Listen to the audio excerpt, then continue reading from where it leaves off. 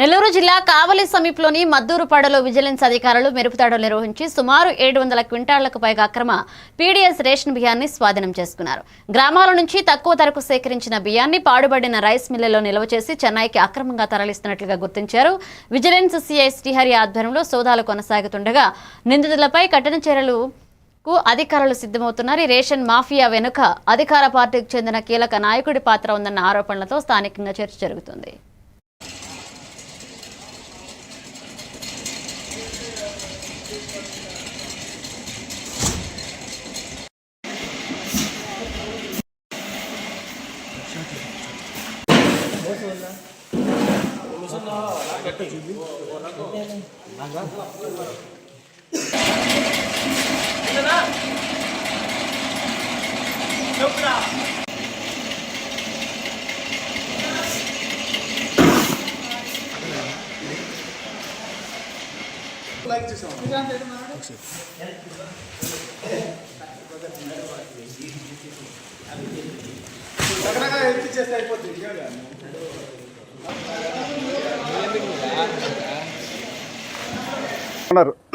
మదన్ మోహన్ రెడ్డి గారి మీద క్రిమినల్ చర్యల కోసం పోలీస్ స్టేషన్లో రిపోర్ట్ ఇవ్వడం జరుగుతుంది.